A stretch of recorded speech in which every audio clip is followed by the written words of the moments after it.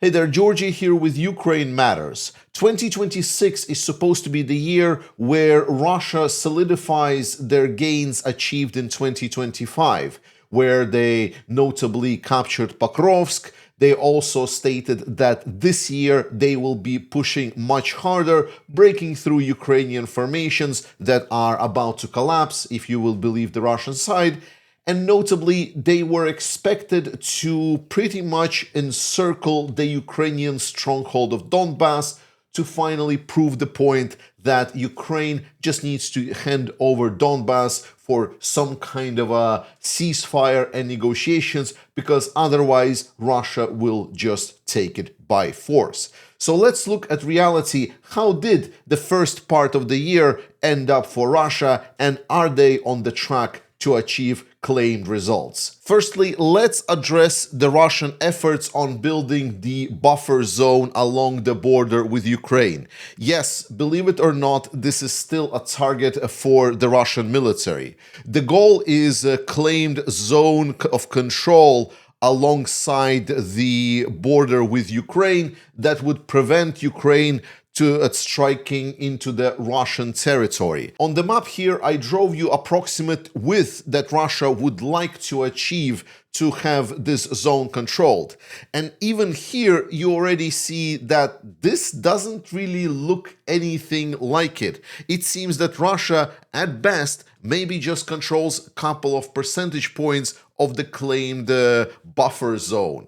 The problem that Russians are now having, and once again, I want to underscore that they're still putting a lot of effort on trying to get this zone of control. But the gains that they achieved was notably in this eastern part of the Sumy region of Ukraine, where they were able to kind of cross into some border towns.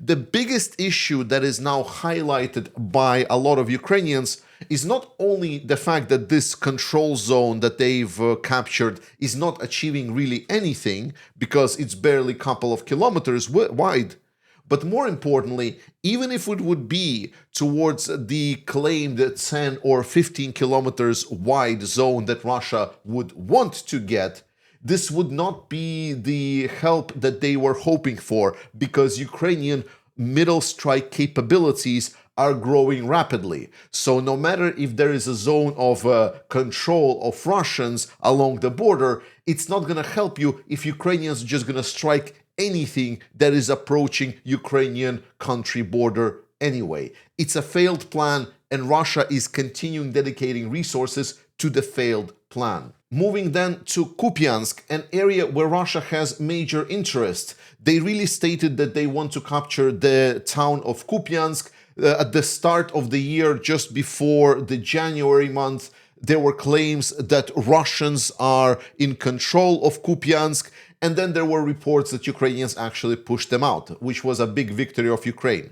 Now, if we go from this date, which is the 1st of January 2026, to today, we see that Russia was able to essentially just advance a little bit on this eastern side. The notable barrier here being the river that kind of delimits Kupyansk and transitions into the Oskil River down the line. So during the first part of the year, Russia was able to shrink a little bit Ukrainian presence on the eastern side of the river, whereas Ukraine has actually been in control of the western side. They were able to cut off any forces that Russia has in Kupyansk, and despite the fact that Russia is still trying to send in more troops there, and they are making their way there, it is more of a kill zone for Russians rather than an actual controlled territory.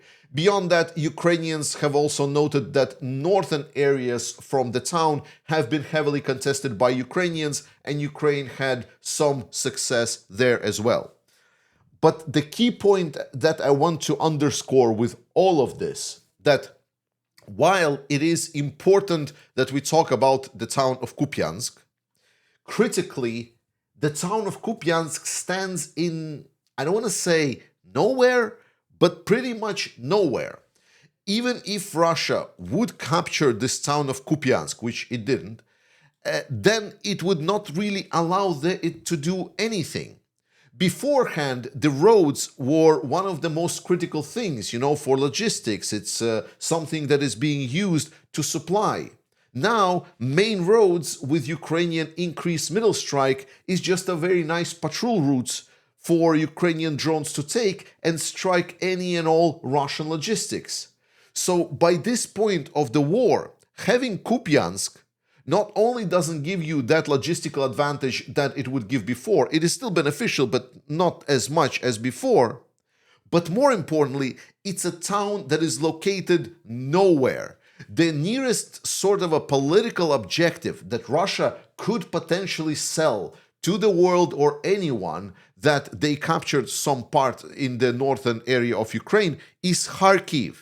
Right before Russia captures Kharkiv, to be honest, and again, I don't want to sound very negative to Ukrainian efforts, but all of these towns, they don't have any political weight.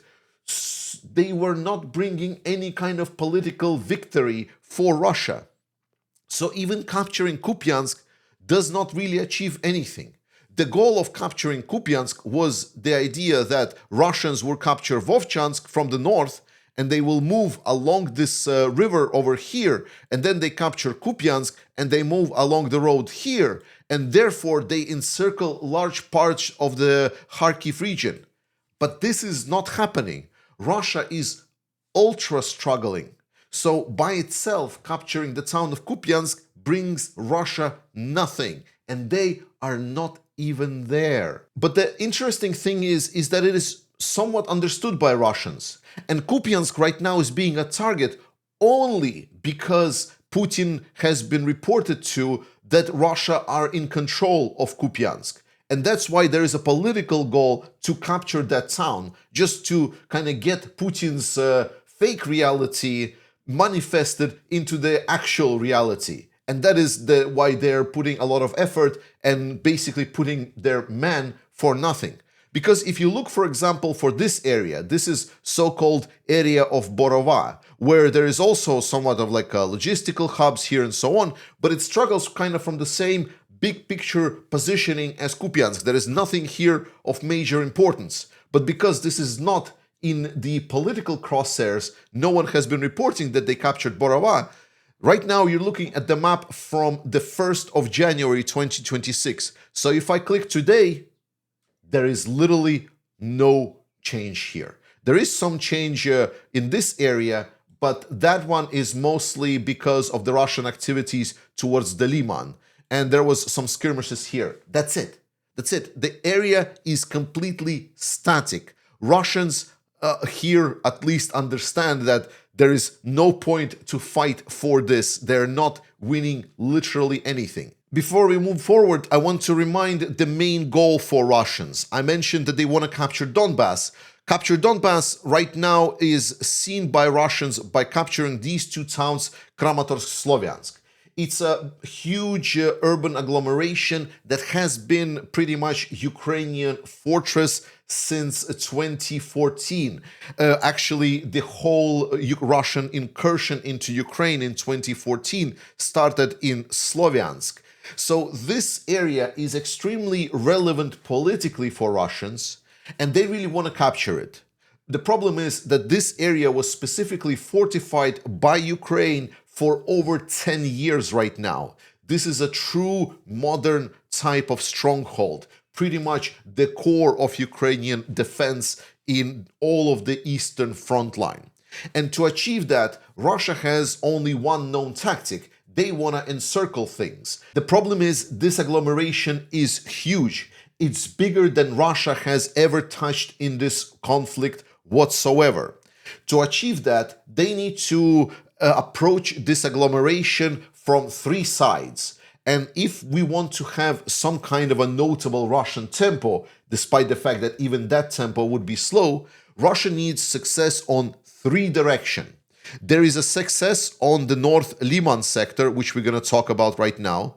There is success in the Severk sector, and there is also success in Constantinfka, Drushkivka sector. Let's look at the northern Leman sector. This is this area right over here. Leman is the key town in this area, And Russia, once again, wants to sort of approach it from various sides. They were approaching it from the eastern side. They were also able to kind of overhang it and attack it from the north. And there was a move to approach it also straight forward from Torske. Ukrainians have conducted massive counterattacks. They also tried to undercut Russian operations to preserve their defensive positions, and they were successful.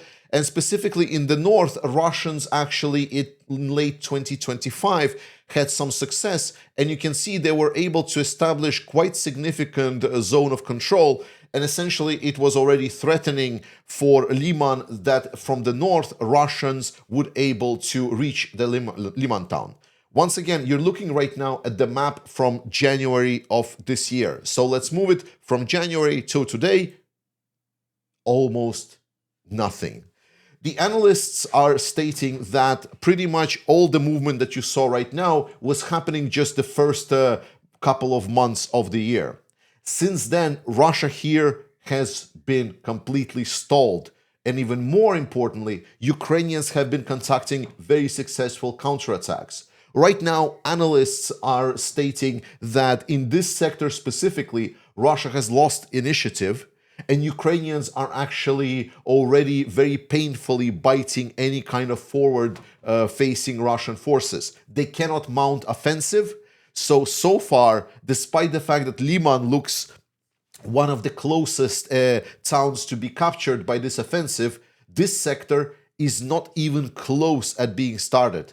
Russia has actually been pushed quite successfully even from the outskirts of the town of Leman. So this area is going absolutely terribly for Russia. And by this point, we can claim that the first half a year, I know there's still like a month to go, but I'm pretty sure that within that month, they will not be able to reach even halfway through. Next sector that we're interested is just south of Leman. This is the Severk sector right over here. It is called Severk because of the town of Seversk that fell at the late 2025. And it was a big discussion why it happened, and there was a lot of issues within Ukrainian military. But point is that it was expected that this is going to be where Ukraine are going to struggle the most, that Russians here will be able to sort of push through this area straight towards the west and reach the eastern outskirts of Slavyansk and Kramatorsk. Unfortunately, if we just go from the 1st of January to today, you can see in fact that yes, Russians were able to advance, but there are a couple of caveats here. The big point of contest right now is the settlement of Alexandrivka. This is where the fighting is happening. It is considered to be one of the key settlements because after Alexandrivka, Ukrainians are expecting Russians to reach Mykolaiivka, which is already quite further ahead. The problem is that while Alexandrivka and Mykolaiivka are sort of critical, and especially if Russia would be able to take all of this area, they would be able to help also their Leman sector attacking from the south. The reality is that this is still not getting them in this specific sector towards the approach to Slavyansk and Kramatorsk that they would want. If we zoom in here, you can briefly see that there is some kind of like a water channel here. And this water channel right now is basically delimiting the parts where Russia is not able to advance. It is a simple natural barrier, but this natural barrier is a big issue for the Russian military. It has been fortified quite extensively by Ukrainians, and while Ukrainians are still fighting for Mykolaiivka and Alexandrivka, the truth of the matter is that it was after fall of Seversk almost expected that all of this area will actually go to Russia anyway. So the fact that Russia is not already in Mykolaiivka is already a big L by itself. And probably the most difficult area for Russians is Constantinfka-Drushkivka. Not only Russians here are faced with the settlement of Konstantinivka that has been the Ukrainian forward position for a while, There is also an in-between town of Drushkivka that has been also significantly fortified. For Russians to reach the southern parts of Kramatorsk, Sloviansk, which are located right over here, they would need to go through first Constantinfka, and then they would need to go through Drushkivka. The problem is that Russia is having a really bad time with this. They were really hoping that their assaults would be successful, going from the north, going from the east, and also going from the south. The problem is that while there are fighting right now around the middle of Constantinivka, Russians are having issues really fortifying themselves into that settlement. Constantinivka right now is pretty ruined settlement, but Russians here just cannot hold positions. And this is not helped by the fact that Ukrainians have conducted successful counterattacks around Chasiv Yar, where they were able to push Russians a little bit more, moving towards Bakhmut. Constantinivka is just by itself is already becoming a tough nut to crack. Russia was supposed to, by this point, already be around the outskirts of Drushkivka, but they are not even close. They don't have the favorable position that they have around Constantinivka, around Drushkivka, and if they would want to move forward, then that would be another massive undertaking that is already becoming very clear it's not going to happen this year. And we always follow the Eye of the Horus channel because he's covering how fast Russia is advancing. April was really bad for Russia, but May is looking to be even grimmer. In the first 10 days of May, Russia was able to advance only about 13 square kilometers in total, which is just 1.3 square kilometers per day. A reminder, at their most successful in 2025, Russia was advancing 20 square kilometers per day. So, yeah. But the bad news for Russia are not stopping here either. Ukrainians have been talking about inflicting massive losses to the Russian military. Right now, Ukraine and Magyar are introducing something that they call the Standard 10. This is done to motivate the Ukrainian drone crews to get better. The numbers here are speaking for themselves. The average rate of manpower destruction per month is 3.14 personnel. For unmanned system forces, the figure is 15.2 per month, and for the Magyar's bird is 30.6 personnel. The goal is for each crew of drone operators in the Ukrainian armed forces to achieve 10 confirmed kills of personnel per month. We will see Ukrainian drone crews go after Russians and hunt them down. This is going to be really bad news for Russia, because even if 10 is not achieved, Magyar is stating that it's still going to rise the number of Russian casualties significantly. I truly believe this is a great push to motivate the existing crews to do better. And it is also our cue to make sure we help Ukraine do better. I want you to now participate in the fundraiser for the Ukrainian 93rd Brigade Black Raven Drone Battalion. I love you. Trust in Ukraine, support Ukrainian armed forces. Slava Ukraini, and I will see you next time. Hi friends, 93rd Separate Mechanized Brigade sincerely thanks the communities Ukraine Matters and Ziggis for providing 100 FPV drones for our unit. Honestly, that's enough FPVs to make Russian vehicles identify as submarines. We are deeply grateful for your support and for the fact that people from all around the world continue to stand with Ukraine. All here from the front line, we feel it every single day. And at this point, every donor is basically becoming a little bit of an FPV pilot too. You donate, we fly. We especially want to thank Ukraine Matters and Ziggis for your constant support, previous deliveries of drones, equipment, Starlink terminal, and everything that keeps our crews operating day and night. And honestly, the speed of this delivery surprises even us. FPV drones are fast, but somehow your support reaches us even faster. Thank you for your trust, your consistency, and your belief in Ukraine. Together, we are stronger. Together, we will win. Glory to Ukraine! Heroям слава!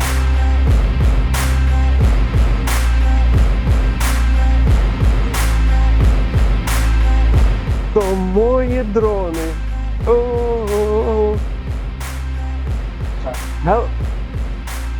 Hello, friends.